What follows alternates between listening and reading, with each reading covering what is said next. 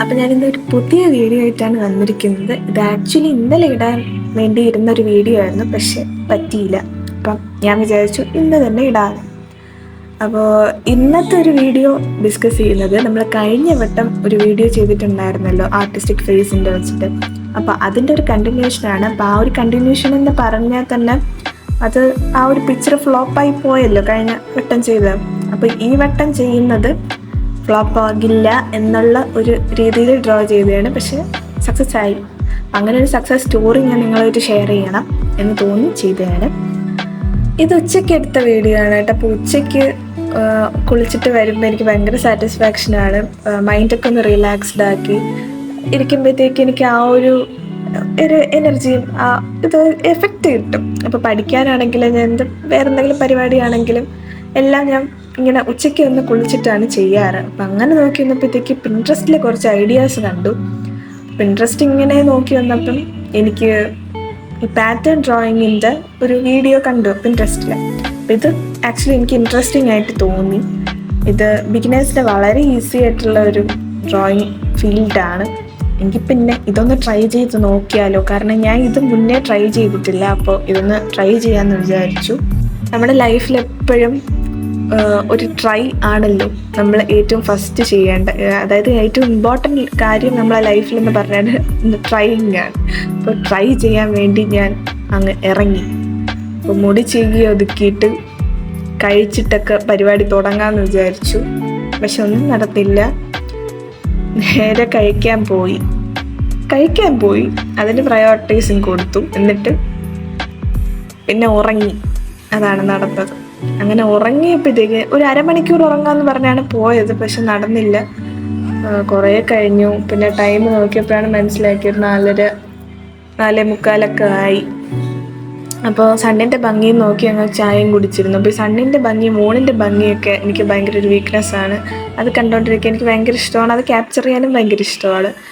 പിന്നെ ഞാൻ നോക്കി വന്നപ്പോഴത്തേക്ക് ഒരു സണ്ണിൻ്റെ ഭംഗി ഇങ്ങനെ നോക്കി വന്നപ്പോഴാണ് സൈഡിൽ സണ്ണിൻ്റെ അതേ ഷെയ്ഡിലുള്ള ഒരു നെയിൽ പോളിഷ് കണ്ടത്. അപ്പോൾ ആ ലൈറ്റ് ഷെയ്ഡിലെ നെയിൽ പോളിഷ് എന്തുകൊണ്ട് എനിക്ക് ഇട്ടുകൂടാ എന്നുള്ള ചിന്ത എനിക്ക് വന്നു. കാരണം ലൈറ്റ് ഷെയ്ഡ്സ് ഞാൻ ഇതുവരെ ട്രൈ ചെയ്തിട്ടില്ല. അപ്പോൾ ഇത്തവണ ലൈറ്റ് ഷെയ്ഡ് ട്രൈ ചെയ്യാമെന്ന് വെച്ചു.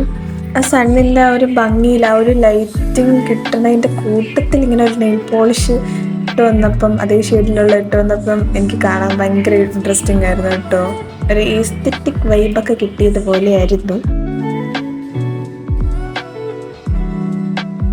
പക്ഷെ സത്യം പറയാമല്ലോ, എനിക്ക് ഭയങ്കര ഇഷ്ടമായി. എനിക്ക് ബാക്കിയുള്ള ഡാർക്ക് കളേഴ്സൊക്കെ ഇടുന്നതിനേക്കാൾ ഭയങ്കര ഒരു ബെറ്ററായിട്ട് തോന്നി. ഭയങ്കര റിലാക്സിങ് ആയിട്ട് നമ്മൾ ഈ ഒരു ഇങ്ങനെ നെയിൽസ് ഇതിൽ ആ നെയിൽ പോളിഷ് ഇങ്ങനെ കിടക്കുമ്പോൾ ആ ഒരു ഷെയ്ഡ് കാണുമ്പോഴത്തേക്ക് എനിക്ക് ഭയങ്കര റിലാക്സിങ് ആയിട്ട് തോന്നി. എന്താ പ്യുവർ എസ്തെറ്റിക് വൈബ് എന്നൊക്കെ പറയും പോലെയായിരുന്നു എനിക്ക്. അതുകൊണ്ട് ഞാൻ എന്താ വെച്ചാൽ സണ്ണിൻ്റെ ഭംഗിയിലൊക്കെ ഇരുന്ന് എൻ്റെ നെയിൽസിൻ്റെ ഭംഗിയൊക്കെ നോക്കുമായിരുന്നു കുറച്ച് നേരം. അപ്പോൾ എനിക്ക് ഭയങ്കരമായിട്ട് ഇഷ്ടപ്പെട്ട്. കാരണം ആ ഒരു ലൈറ്റിൻ്റെ ഷെയ്ഡും കൂടെ ഇതിനകത്ത് വന്നപ്പോഴത്തേക്ക് എനിക്ക് കാണാൻ തന്നെ ഇഷ്ടമായി. അപ്പോൾ ഞാൻ ഇത് തന്നെ പിന്നെയും ട്രൈ ചെയ്യുമെന്ന് വിചാരിച്ചു. പിന്നെ സ്കെച്ച് ബുക്കിൽ എന്തെങ്കിലും വരയ്ക്കണമെന്ന് തോന്നി എടുത്തപ്പോഴത്തേക്ക് ഒരു 7 മണിയായി. അങ്ങനെ 7 മണിക്ക് ഇരുന്ന സ്കെച്ച് ബുക്ക് എടുത്തു. അപ്പോൾ സ്കെച്ച് ബുക്കിൽ പ്രധാന തോട്ട് എഴുതി വെച്ചിട്ടുണ്ട്. ഫ്ലോപ്പായാലും നല്ല പിക്ചേഴ്സായാലും ഏതായാലും എൻ്റെ സ്കെച്ച് ബുക്കിൽ കാണാം.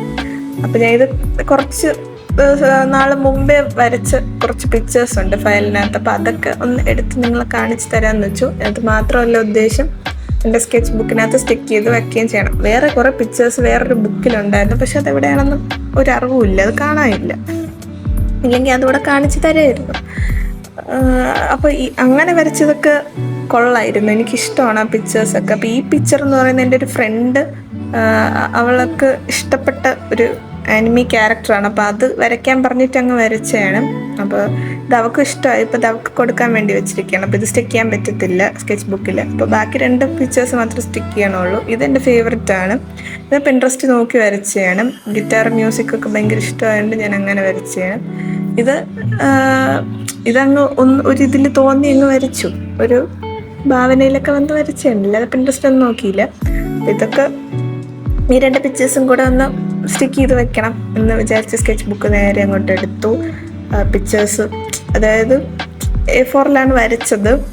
അപ്പോൾ അത് ഒന്ന് കട്ട് ചെയ്ത് ഈ ബുക്കിൽ പേസ്റ്റ് ചെയ്ത് വെക്കണമെന്ന് വിചാരിച്ചു. അപ്പോൾ പേസ്റ്റ് ചെയ്ത് വെക്കുമ്പോഴത്തേക്ക് ഈ പിക്ചർ ഇങ്ങനെ ഫോൾഡായി പോയാലോ, ആ പേപ്പർ ഫോൾഡായി പോയാലോ എന്ന് വിചാരിച്ച് ഞാൻ എന്താ വെച്ചാൽ സ്റ്റാപ്പിൾ ചെയ്ത് വെച്ചു. അപ്പം കുഴപ്പമില്ല, സംഭവം കൊള്ളാം.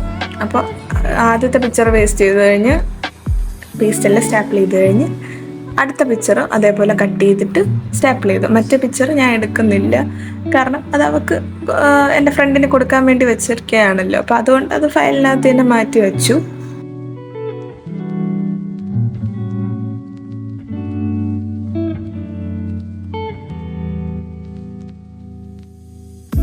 ഈ വീഡിയോയുടെ പ്രധാന ലക്ഷ്യം ഇനിയാണ് തുടങ്ങാൻ പോകുന്നത്.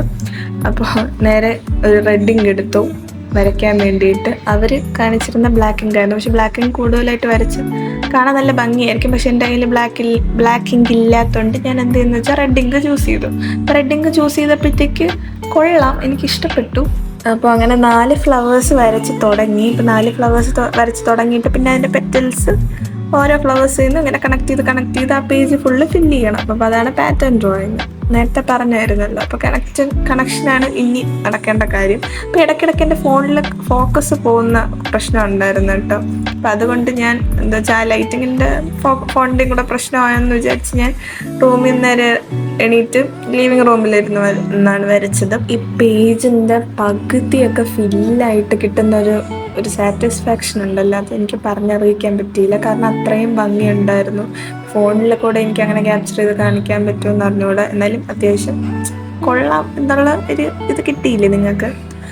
അപ്പോൾ എൻ്റെ കണ്ണിൽ വളരെ ബ്യൂട്ടിഫുൾ ആയിരുന്നു. ലാസ്റ്റ് ഫൈനൽ ലുക്ക് ഇതാണ്.